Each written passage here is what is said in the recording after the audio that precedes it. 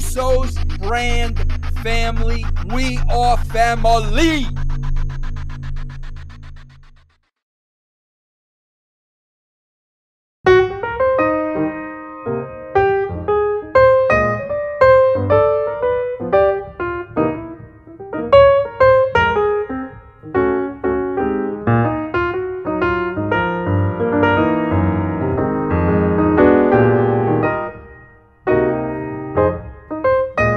Hello and welcome to another edition of Alterna TV.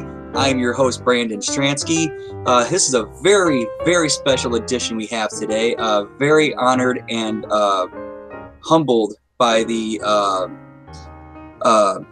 my guest today. We don't usually have guests very often, but when we do, it's always a treat. From the brand family, we have Doug and we have Francesca to share. How are you guys doing tonight? Doing awesome, man. Great to be here. I'm doing good. Thank you for having me. It's my pleasure. Trust me. I've actually been wanting to get together with some brand members and do something like this where we just hang out and chat and talk about some stuff. Yeah, hell yeah, man. This is really cool, man. I really appreciate the invite, man. I mean, we always have exchanges on Twitter and, and I do with Fran as well and a bunch of the brand members, man. Everybody's real cool and it's just, it's a good time, man. It's nice to finally talk, and have a face-to-face. This does count as a face-to-face, right? Yeah, unless you're people. Yeah. Piss off. Yeah. Oh, God bless you. Yeah. I actually met him at a show once. He actually was pretty cool. Yeah, well, you know what? It's funny, because I've been. I don't know how old you guys are. I'm 45, but so I was. I mean, the Attitude Era was right in my prime, man. I was, in my 20s and super into it all, and I met him right before WWF. Took off, and WCW was still beating them. Nitro, came to the Baltimore arena, and so of course I was right there marking out my NWO shirt, and but anyway, I got a tip from one of the floor guys that where some of them kind of hung out, and I knew, of course, I know my city, and it was an Italian restaurant, Little Italy part of downtown, and sure enough, they were there. I met Bischoff, Miss Elizabeth was there when she was running with him, and Macho, and all the NWO guys. So that was really cool. And again, it was a brief meeting. It was just, hey, I'm a big fan. And of course, he was on top of the world at that point. He's kicking WWF's ass and all that stuff. But he couldn't have been cooler. But again, that was, 97, whatever. It was a brief meeting. But yeah, at that point, you couldn't knock the guy off his perch. He was on cloud nine. He wasn't coming down anytime soon. Oh, yeah, right, exactly. And I was a huge fan and everything else. But, yeah, yeah, well, of course, we can talk about that. That's a whole other discussion. I don't know what the hell's happened to that guy, man. I can't stand him now, But yeah, he's basically an older version of Brian Alvarez. Pretty much, man. I mean, it's just so it is crazy, the whole damn thing, How I was thinking about this.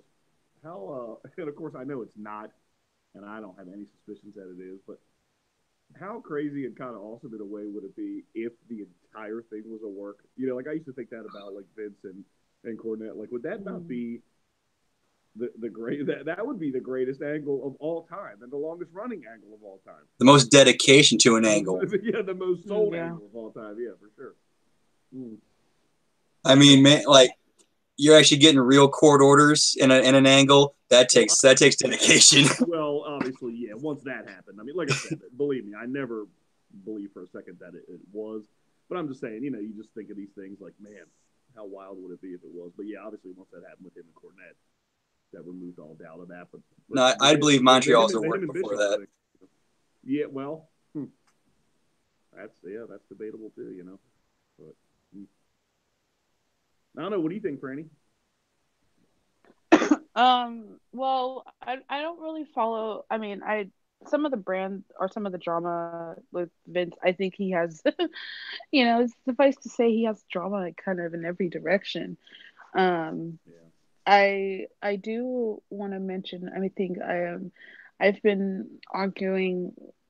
I haven't been arguing necessarily, but I've been in the mix with some of these other parody accounts and arguing about. So the Johnson stuff has the Mike Johnson stuff, which I'm sure you two know about, and Dave Scherer.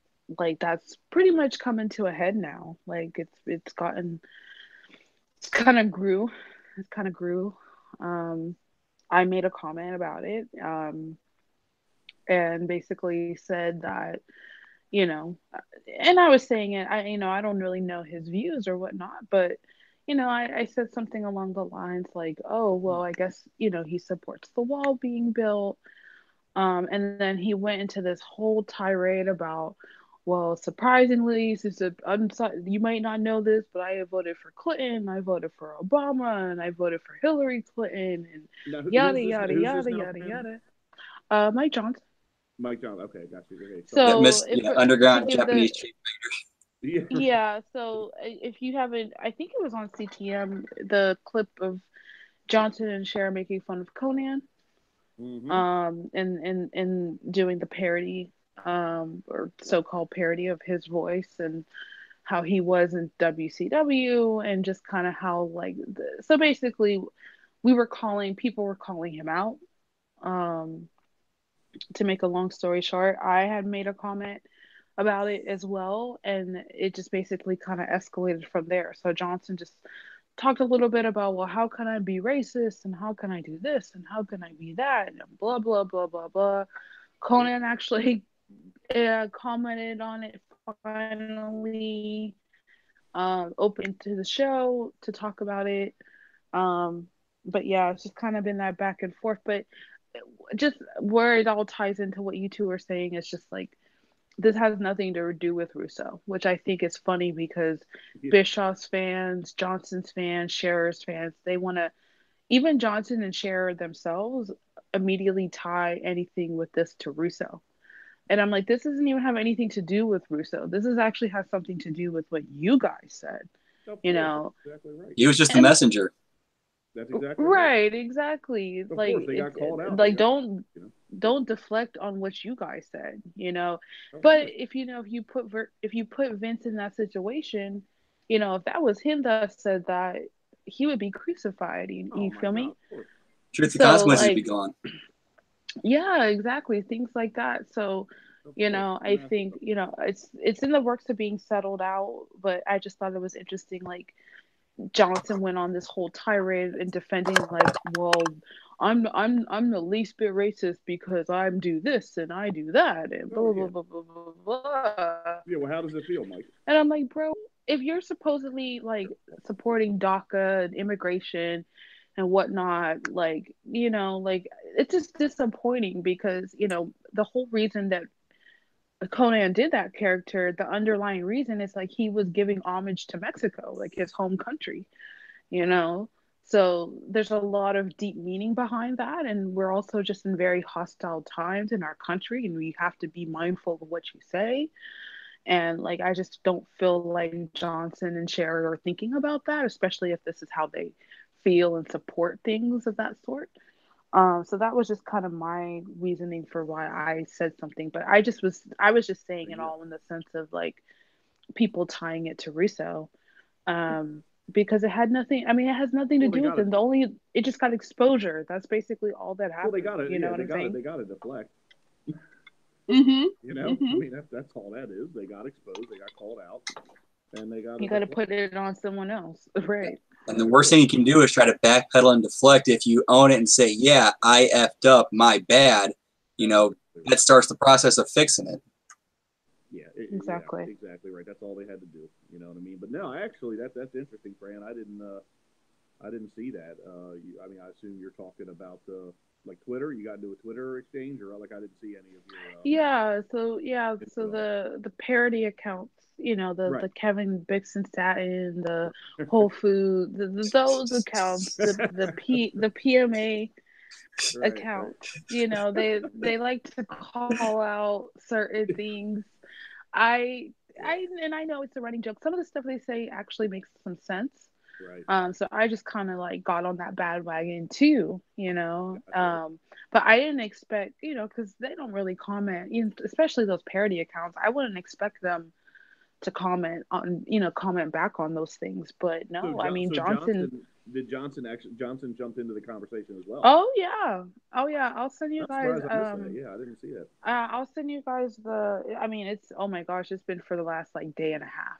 Right. And then Conan got involved in the conversation. So it's kind of buried within conversation.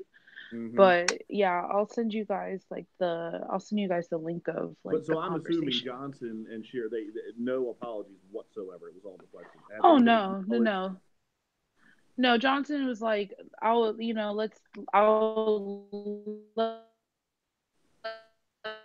let's talk about it. Get him out on. And Johnson just basically was like, like, oh well, let's talk about it, blah blah blah blah blah. So I think that's kind of where it's at right now. I think they're going to try to like connect or get Johnson on the show or something like that, so he can like talk about like what that was about. I mean, bring Johnson and keep it 100. That's what it sounds like. I'm not Yeah, entirely sure. I wouldn't give that guy That any. that's going to be an execution. Well, yeah, Yeah, as it exactly. should be. But I'm saying I wouldn't even give that guy a rub, so to speak, at all. Yeah, I mean, all he's gonna do is just, he's gonna he's gonna just kind of talk over himself and get messed up with his word. Like, I Yeah. don't see it going well. Especially when you don't admit that you're wrong. That's kind of my gripe is like, okay, you said it, like just own up to it. Just kind of like Brandon, how he just said it, like just own up to it. Just say that you said it, and all will be, for the most part, all will be pretty much forgiven. But if you can't even own up and say you said it, or if you're giving all these reasons why you're not that, that's not getting to the root of the issue. You know what I'm saying? Mm-hmm. So it's just like, yeah, Conan's gonna keep it 100. He like his show. He's gonna keep it 100. He's gonna keep it real. He's not gonna fuck around. So I Johnson is. wouldn't want to get into a promo exchange with that. I don't. I can tell It you that doesn't right look now, especially when good. it It comes just to that doesn't look good subject. for Johnson. It just doesn't look good. You know what I'm saying? But that's Right. what he feels. He has to justify what he said. Like that. It is what it is. Fucking Mark. Yeah. So I'll send you guys that though, so you guys can see Yeah, no, that's interesting. Yeah, what's like I up. said, I don't know. I mean, I know I follow you and we follow each other and all that, but I didn't see that. Did you see that, Brandon? I saw bits and pieces of like the exchange and whatnot of him defending himself. Oh wow, yeah. I must have missed it, but Yeah, it was pretty like, pretty lame. yeah, it was, yeah, that deflective, hey, hey, don't do this to me because I did such and such. Kind of, yeah. Like, is it the Alvarez spin? I've been in thousands of matches. Yeah, in that, I guess, translate into that, area, sure. Unbelievable. Oh well. Yeah, it was just ridiculous. I still can't believe they actually said it on the show. Yeah, no. I mean, it wasn't like it was just one comment. They just kept going with it. I mean, granted, it was a short clip, but I mean, there was 3 or 4 different things wrong with that. To me, you know what I mean? I mean, not Yeah, only but of course, well, and Vince, they said it all on CMT, but it's like, they just dug such a deep hole in about a a 20-second clip. Conan wishes he was over. And then the making fun of the Riva de Rasa and all that, and then the Speedy Gonzalez. Like, really, dude? Like, you're gonna like, wow.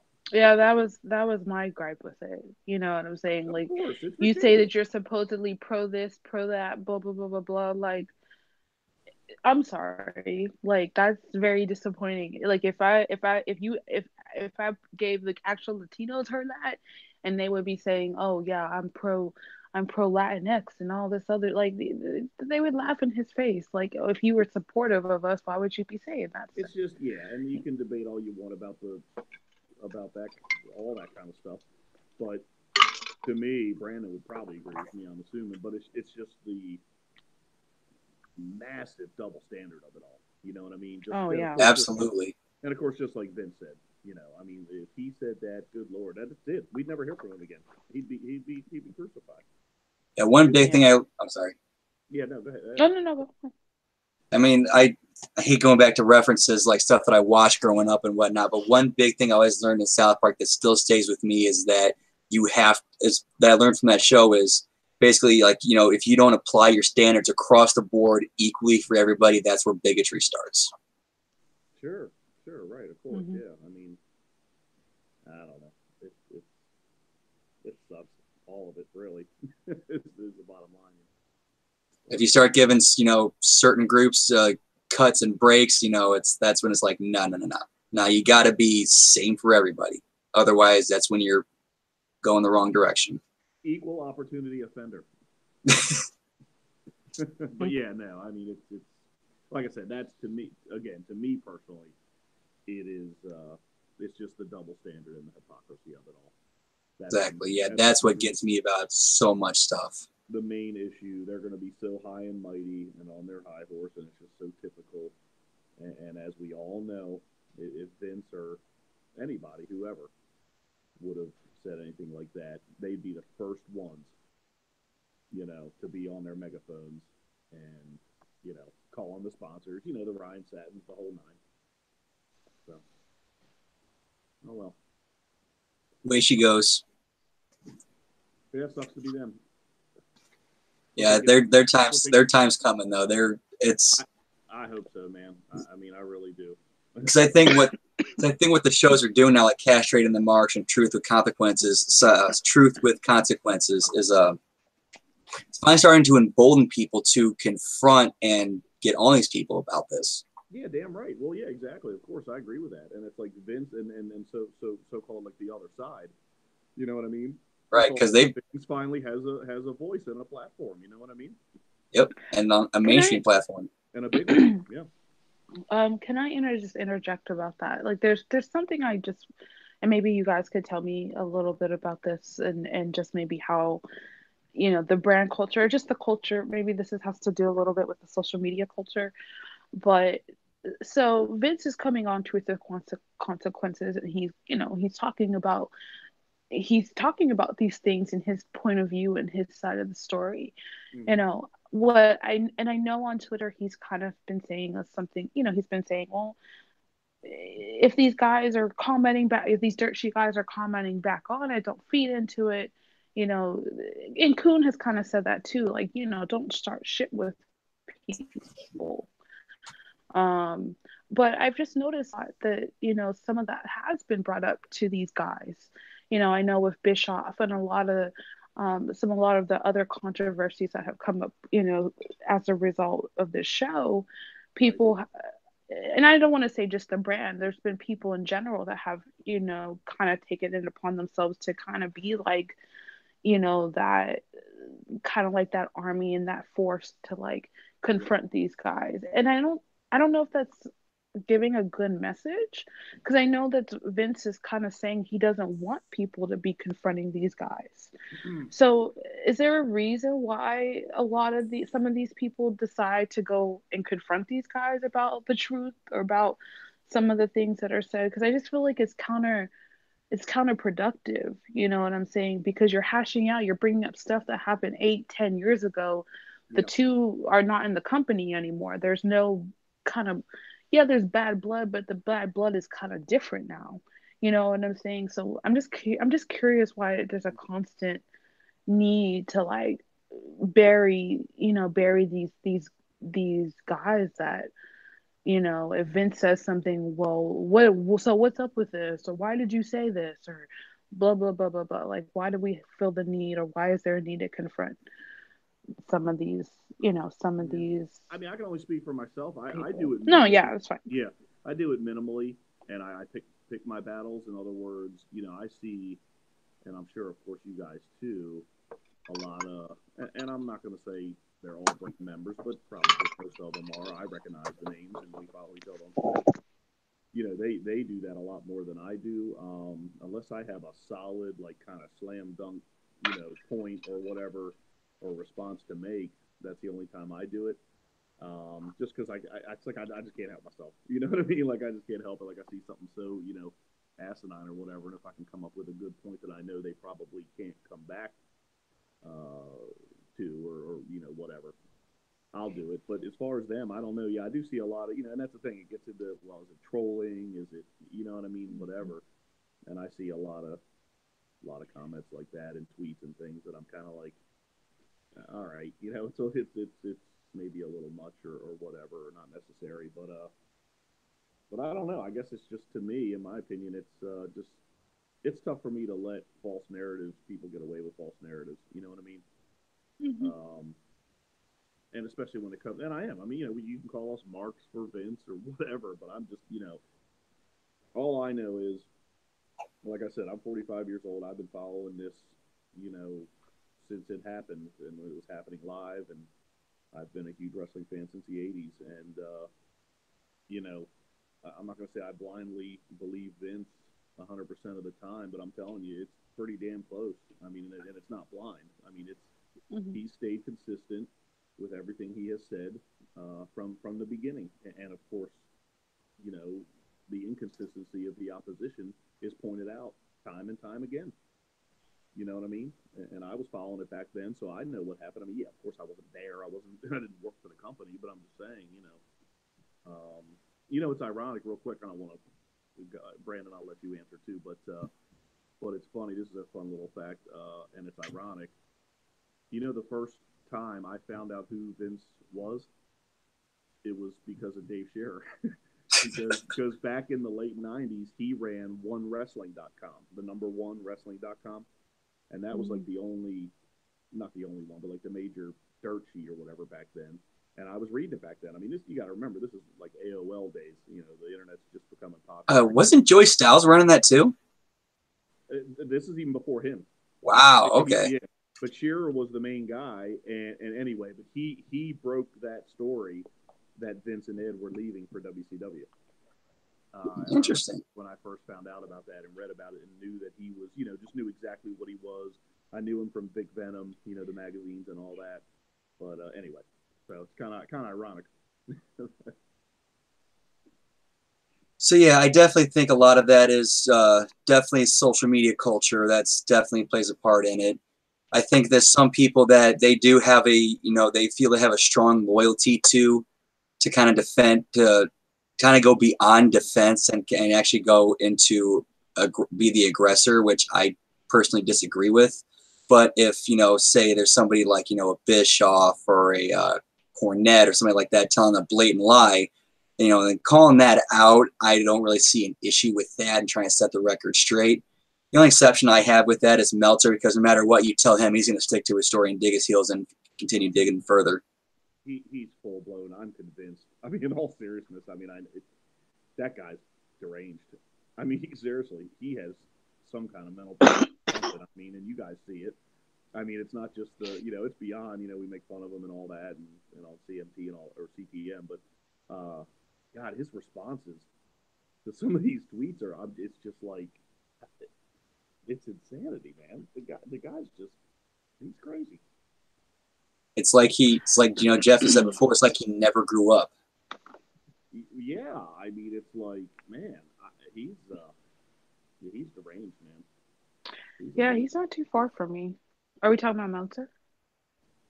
Yep. Yeah. Mm-hmm. Yeah, he's not very far from me. He's probably about an hour from me. I think I remember you saying that. Yeah, he's pretty close to me. Good Lord. So there's a psych ward near you? Is that what There's a couple. I also I don't know if you two know him. Kevin Gill. Kevin Gill's also here. He's actually closer. Kevin Gill's here in San Francisco. So he's lucky you. Yeah, I call him a fake Californian all the time. Yeah, he's a fake a lot of things. Yeah, fake Californian, fake San Franciscan, fake a lot of stuff. Unbelievable, these guys, man. Amazing. But sorry, Brandon. I know we kind of hijacked your show. It's no problem, man. I'm sorry. No problem. We gotta go where the conversation takes us.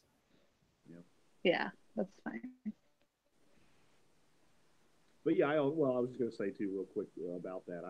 I also kind of thought of another little thing, and it's that if you want to get into and I'm not a psychiatrist, of course, but Fran, what you were asking, I think it's empowering to these people. You know what I mean? Like, of course, social media is period. You know what I mean? It's like, it just gives them this importance and this, we talk about keyboard warriors and all that because it's totally anonymous. There's no consequences for throwing anything you want out there on social media. You know what I mean? Mhm. Twitter and whatever. So I think that's a part of it too. It empowers people. They think they're, standing up to these, the great and powerful Bischoffs and Cornets and whoever, you know what I mean? So I think that has Mhm. probably something to do with it too. That makes Yeah, sense. and Cornette especially, he knows how to get his base riled up. Oh my God, yeah, does he ever? Yeah, of course I'm blocked. I've he's the only one as far as I know. I haven't checked. I know I'm not blocked by Bischoff, but yeah, I just thought that was so funny. That happened. Man, that's probably been 2 or 3 years ago, and I just happened to click on his, his Twitter and said I was blocked, and I've never tagged him or tweeted him or anything once. So that And goes to show. he might have, I don't know how he might have found that, but I don't remember hearing he searched Jeff. He actually searched Jeff out. Right. Yeah, I thought that. I loved it. I wore that as a badge of honor, man. Like I was telling my one buddy, we talk about this stuff. I'm like, man, little old me, little old Doug, unknown guy that has 250 followers or whatever in Baltimore, Maryland, and I've been blocked by the great Jim Cornette. Of course, the Unbelievable. dude's a wrestling encyclopedia, though. Oh, he is, isn't that right? Of course, he's another one. I loved him, man. Loved his character. I mean, I was watching him again. Like I said, how long I've been into it. I mean, the old NWA days. You guys probably remember back in that little studio. You know what I mean? With Shivani and David Crockett and all that. And when he was the manager of the Midnight Express, and man, he was incredibly entertaining. And his promos. I mean, one of the best talkers ever. I like his shoot interviews when he's not, shitting on Russo and all his bullshit. But as far as the storytelling and all that, and his knowledge of the business, he's awesome, man. I just don't know. He just goes off the rails when it comes to the Russo stuff. But it's And I have to agree with what Kenny once said when he says he believes he's playing both sides to get as much money as possible. right. Yeah, sure. Well, yeah, again, just like Vince always says, I mean, these guys they're workers. They're master carnies. They're master carnies, master workers. They've been doing it their whole lives. They don't know any different, and it bleeds over into their real life. And yeah. You know what I Well, think? yeah. Well, I was just gonna say, and just to piggyback off of that, just real quick, is just, I think Vince and Jeff and Ben Hameen and Stevie said all the time, you lose that sense of disbelief. Yeah. So everything, the whole thing with kayfabe is dead. So I You're right. think Yeah. trying to maintain that level of secrecy, is this a work, is this not a work? I even Kenny Bolin himself has like made comments of himself going back to Jim Cornette, and so it's just kind of like, well, we don't really want that. We don't want that anymore. We want to know. We want our information right now. We don't want to guess. We don't want to estimate. We don't want that. We're beyond that now. We want our information in real time. We Right. want to know exactly what your thought process is. So this whole sense of working people, that's gone. That's gone. Yep, and You I know. think. Yeah. Sorry. Yeah, I Oh was no, gonna no, say, go ahead, Yeah, I Brandon. was gonna say, kayfabe is dead. Just nobody bothered to tell Jim Cornette. But yeah, but going back to what Franny just said, I think that's also part of the reason why they dislike Vince a lot is because he was there to take it past that into the next stage, and they didn't want that. That's exactly right, because they didn't know any different and they weren't able to evolve. And I don't know. To me, the bottom line is it's just complete and total jealousy, especially on Cornette's part, on Bischoff's part as well. I think with the dirt sheet writers, in my opinion, it's strictly a matter of it's because that's not the wrestling they like. Of course, as we know, they just literally want two guys wrestling in a match with no storylines, characters, backstage stuff, all that stuff. Like they said, like when Vince was doing the insider shoot stuff in WCW, like they're saying, oh, it didn't make sense. It was this, it was that, but because their thinking was still rooted in 70s, 80s wrestling. Of course. Like if you like, I put myself in the mindset of like I'm watching a television show about a wrestling company putting on a wrestling show. Okay, now this makes sense. Now you can have Buff Bagwell coming out refusing to do the job. you can have the writer of the show going off on Bill Goldberg saying, okay, you want to not follow the script? Here, I'll put you in here with a shoot fighter with no script. Right. Yeah, no doubt. And I mean, and the thing is, Vince accelerated that for sure. And he knew that's where the business needed to go. But it's not like, he broke kayfabe or ruined the. I mean, that was already, you know what I mean? Those whole. That was already dead and buried by the time he got there, long before he got there. It really was. I mean, the business was being exposed long before that. I mean, even in the 80s, it was starting to be. So that's just asinine that he, was fully responsible for that. But I mean, yeah, I just think it's pure, full-blown jealousy on Cornette's part, Bischoff's as well. I mean, and Bischoff should be. I mean, Vince kicked his ass. Vince's writing, destroyed it. That's what I always kind of make it's a joke, but it's not. I'm like, yeah, when that whole, of course, bullshit, false narrative of Vince killed WCW. But I always turn it around and I say, yeah, actually, you know what? You're right. Vince did by his writing in WWF. He did kill WCW. You know what I mean? Yeah, and they had the chance to turn around when he went during his first run. They had a shot at doing it, but once he was removed and they fell back down 3 months later, yep. WWF was too big of a juggernaut to overcome by that point. Right. It would have taken years for them to get back to that. Oh yeah, no, absolutely, 100% right. Yeah, no, those first 3 months were awesome. I loved it, and I mean, yeah. Yeah, you saw the pieces getting moved in place, and I actually did an old show a while back where I went through the death of WCW and called out inconsistencies. And I did for the year of 1999, did a 3-month breakdown of the ratings averages. Yep. January to April was a 4.5 average. Right. April to July, 3.5. July to October, 3.3. October to when Vince left, 3.2. So basically, what I got out of that was he had been there long enough just to stop the ratings bleeding. Right. Yeah, that's exactly right, and I remember that too. I mean, it was a big difference, and just like Vince has made that comment, he told McMahon, you've got a year to ride out this wave. I mean, even they're not incompetent enough to F that up. I mean, that juggernaut at that point. I mean, they were... Or at least not F it up, that quickly. They did ride it for a while, but I remember, I mean, that's when I started losing interest. It was 2000. Because it had distinctly changed. You could tell. Even WCW rode their own wave for a bit, through the first half of '99, because that first half was just terrible programming ever since the Finger Poke of Doom. Yeah. And in '98 as well. I mean, when they were beating them in the ratings, it took a while. Because I remember I was telling all my friends, because, of course, again, that's more proof. I mean, it was so mainstream. You guys probably remember. I mean, everybody was watching it. And I was telling all my friends, they were still watching WCW. And I'm like, no, dude. I was like, you got to switch over to Raw, man. They're doing some awesome stuff. And sure enough, they eventually all came over. But, yeah. Sorry, Fran. Oh, no, it's okay. No, I mean, you guys I've got really good diarrhea of the mouth here. No, it's okay. I mean, you guys make some really good points. So, I was just watching.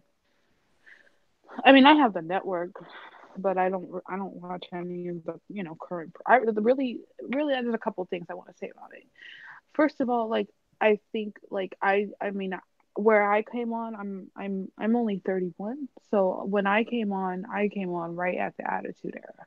Yeah. I was 10, 11 years old, and everybody was talking about it in school, so I just kind of jumped on the bandwagon for that. But I think I started watching WCW. I used to flip flop just like a lot of other people, flip flop in between the shows when the shows were on, because I couldn't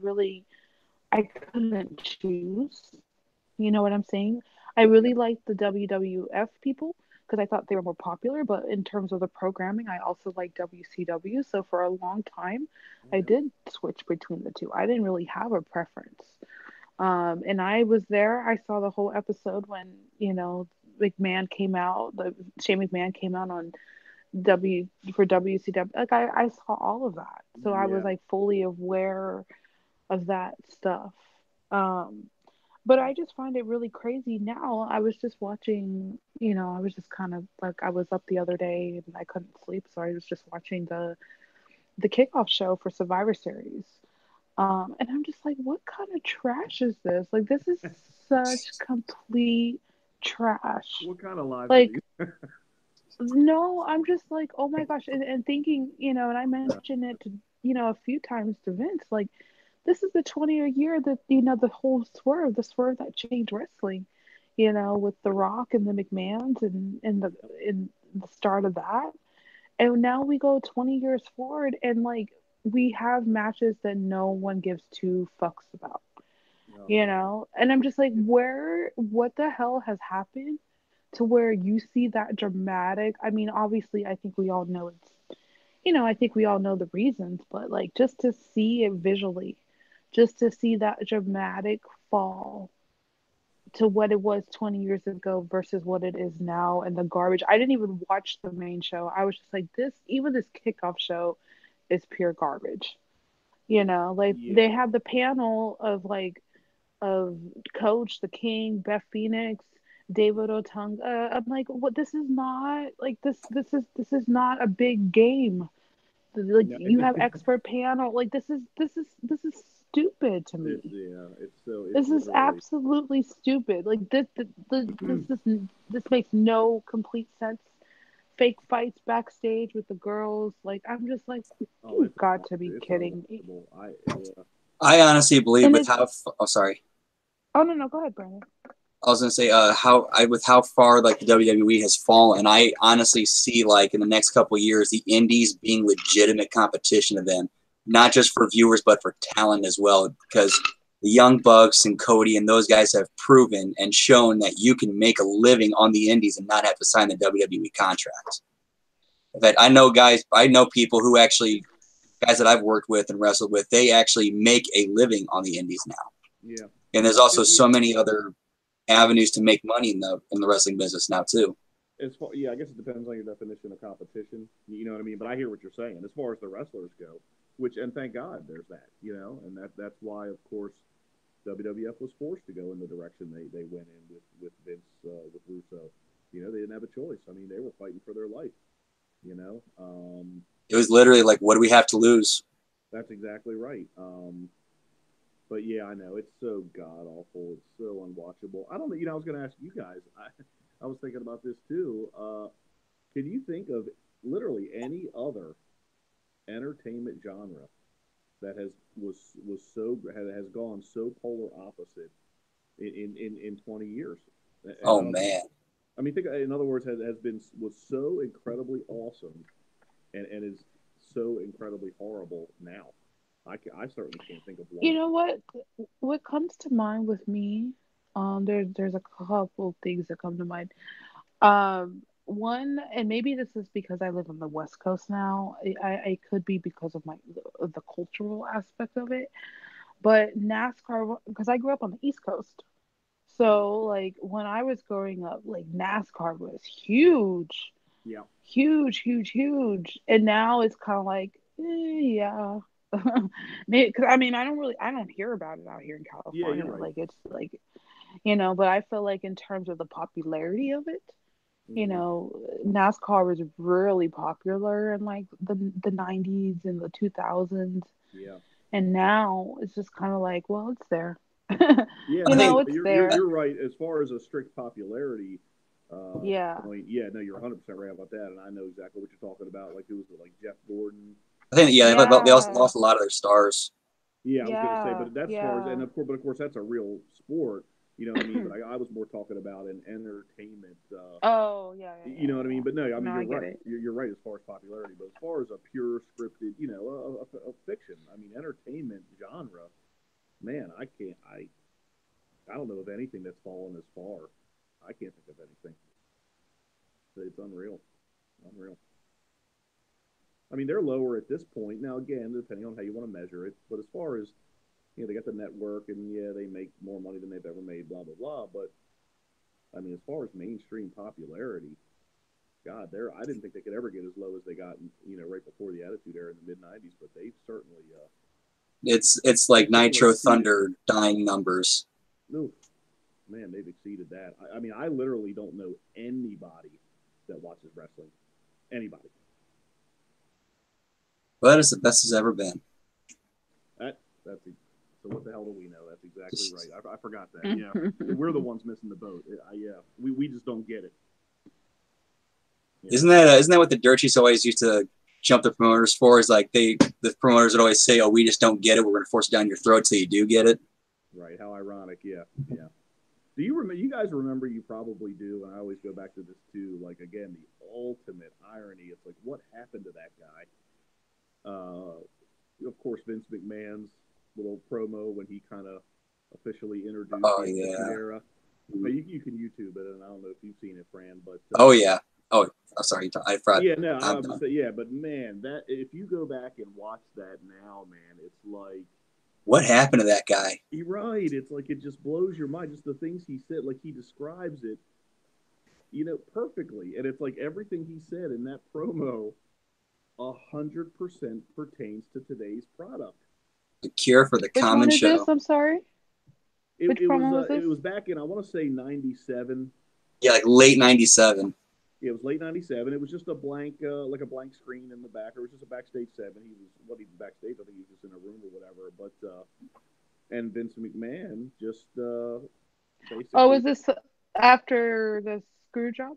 Yeah, it was like not long after the screw job, like maybe a month afterward. He was officially. Okay. I mean, you could tell. This was a Russo McMahon. Like this was. I don't know if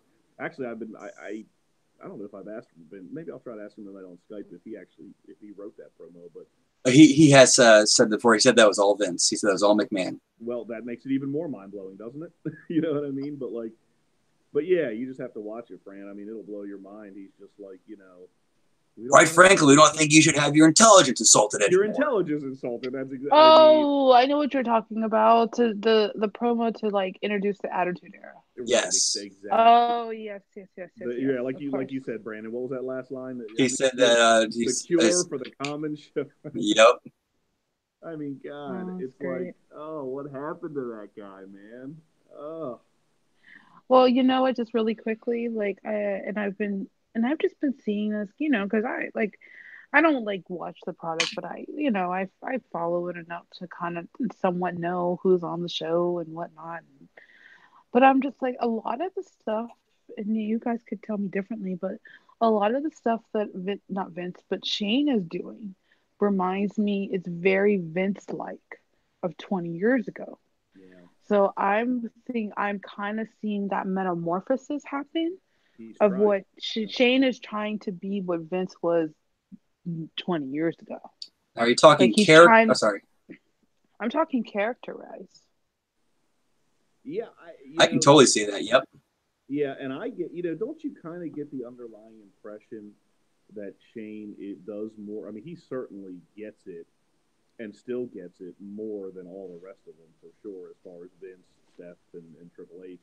And I think it was kind of always that way because, if you just look back over the story and the history, I mean, who was it? Vince has told that story many times, and who was it that was in his corner and his biggest cheerleader and wanted to bring him back in 2002? It was Shane. McMahon. It was Shane, and what also happened? When did he leave the company? When it started to go down, what was that, 2000, whenever it was. Late, like 2008, 2009-ish. Yeah, I mean, I think that had a lot to do with it, and then he comes back and he tries to do some things, but I don't know. It's a shame, man. Can you imagine how much, and of course, it's impossible to speculate, but man, how much history would have changed in the product if only that one little thing would have happened, man. Can you imagine if Vince would have come back in 2002? Oh, man, but he had to have a conscience and do things the right way. Yeah, I know, man. Well, at least, and of course, they took his one idea. They remember it was his idea to bring Bischoff in. Yep. But, God, if he would have come back. And I remember reading it. Now, that was, again, because, it was the only source back then. But I think that was, I'm sure, one of the dirt sheets or whatever. But I just happened to find it on the internet. And, man, I was so excited when I read that. It's, the big rumor, Russo might be coming back. And then it didn't happen. I was like, oh. Yeah, I think he said he only ended up consulting for like a week and then bailed the TNA. Yep.